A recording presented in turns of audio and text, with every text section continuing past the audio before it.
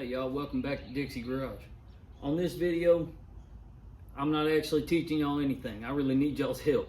I have an electrical crisis from hell going on here, and I'm gonna walk y'all through everything I've done, everything I've seen, anything I can think of, and then I'm gonna be asking for y'all's help because I can't figure it out. And at this point, it's looking like a better idea to just go buy a running parts bike to use for this Sportster quad. Yeah, man, it's just the wiring harness was all butchered up. I don't know how long these pieces sat and what kind of weather they sat in, and so we'll just go over everything and I'll show you what I see, what I know, and what the hell I don't know, and maybe some of y'all could help me out because I'm pretty much at a loss, pretty stuck.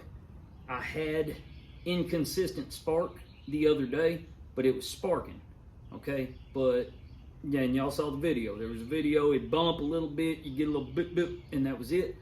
But that was inconsistent. It wouldn't actually stay running, it was just kind of proof of spark. Now, it won't even do that.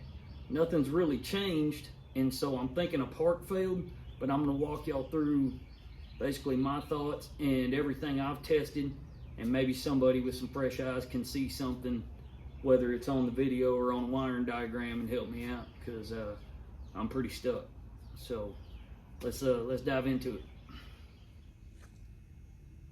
Okay, so the first and foremost, that should really go without saying, but some of y'all, your mamas didn't teach you any manners. If you don't got nothing nice to say, don't say nothing at all, man. I don't need your rude comments talking about how you don't like Sportsters and it's going to be junk and whatever. Okay, so far the only thing that's junk is the fact that the guy who took it apart cut everything up. Okay, and so if you're not going to help me, don't bother commenting. I'll hide you from the channel and you won't be able to comment no more. All right, so now that that's out of the way, here's what I do know. Okay, I have gone over every inch of the wiring and the diagrams, and I've labeled stuff, made my own little labels for everything. Okay, and I have literally been over every inch of this thing's wiring.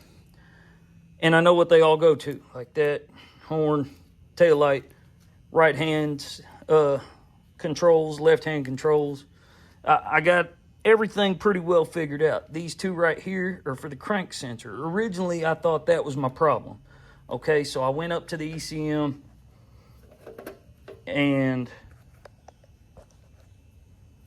I bypassed the crank sensor out of the harness. Like, I just found where it was, I cut the entire harness open, dug that out, and I ran it straight to where it needed to go. Like, nothing's actually been bypassed. It's ran to where it was supposed to be. I shouldn't have said bypassed. So, all right, let's move on. It's not the crank sensor. That's what I originally thought was my problem. That's not my problem. I think the speedometer is like a brain on these things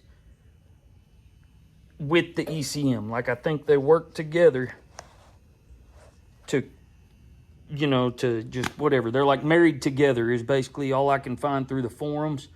And the speedometer is trash. So that may be a problem, but you can't just go changing stuff.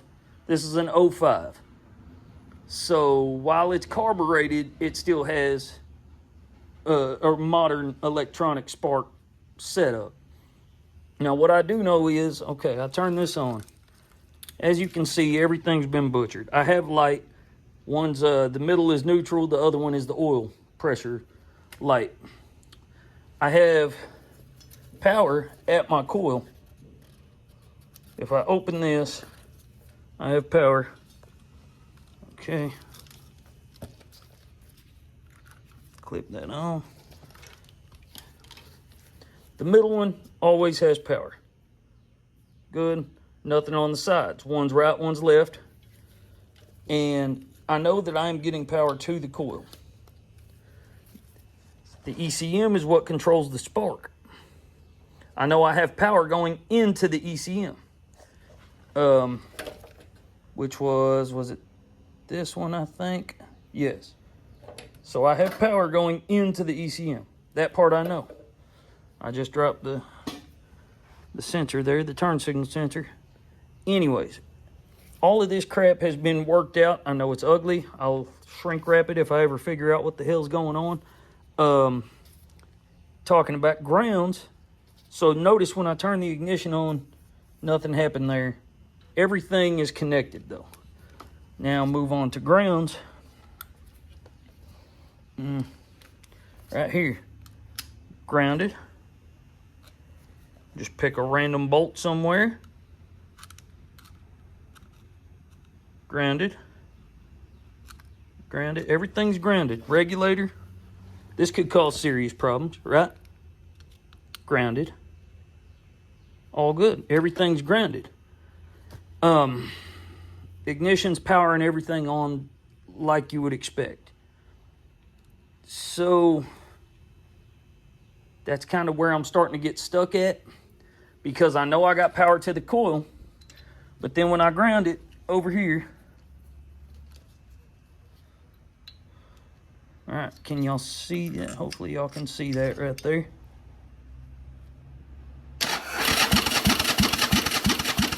No spark. No spark. No spark. Even though I know everything's grounded. Ground. Ground. Ground. So, wait for this loud ass truck to pass. Hold on. Okay. So yeah, man, at this point, I'm gonna put the wiring harness up. And if y'all see anything, man, any ideas, anything, maybe somebody else has gone through this, man, throw suggestions out there. I'm open to hear anything right now. So over here on my wife's bike, we've got 12, same battery. I just moved it over. And then you come down here. Okay, wait, I get the ignition off, hold on. There it is. You hear everything power up. But hers also doesn't have power. I was assuming that the red would mean that like it was sending power the whole time. And then maybe the ground was sending back a signal. Let me attempt to bump it here. Okay, nothing changes on the reading there for that red wire for the crank sensor. So I'll plug that back in and we'll test the spark. Well, first, let me pull the coil. All right, now the coil, center one, same thing. We got power to the coil itself. One of these is left, one's right. No power, no power. Let's just try that one.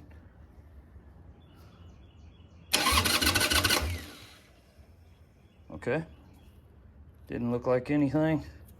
Maybe because it's not plugged in, but just to see.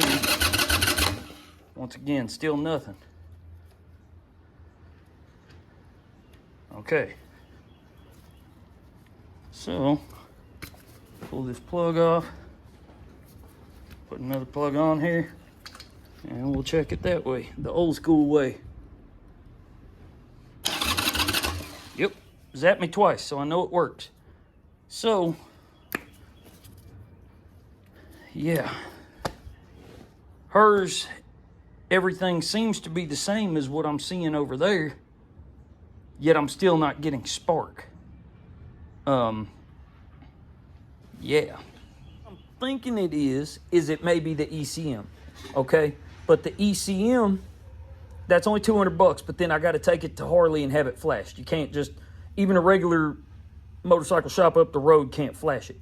You got to go to Harley. They have to do it with their software, which is not crazy expensive, but it has to be married to the turn signal module, which was there, but I dropped it, and the speedometer. So you can't like put another speedometer on there and change the mileage to say like this 50,000 mile bike actually only has 5,000 miles, you know? So, I mean, it makes sense, but at the same time, this might be my problem because even though everything's wired up like it should be, I have no power in this.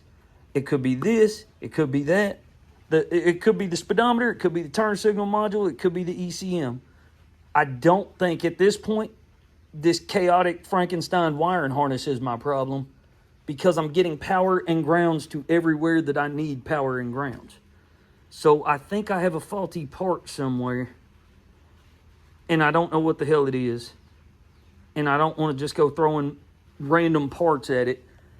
So what I'm thinking is I might, if I can't figure something out pretty soon here, I might just get a running 05 Sportster and pull over all the components. Like leave my engine on there, maybe just get an 883 or something so it's a little cheaper with no title, so it's cheap. And then just pull the harness, pull the ECM, pull the speedo, pull the crank sensor, pull it all, pull everything and put it on this engine and frame. I don't know. Open to suggestions, guys. Anything y'all got to say that is positive that could possibly be helpful, I'm open to hearing it. That's all I got, man. I appreciate y'all watching.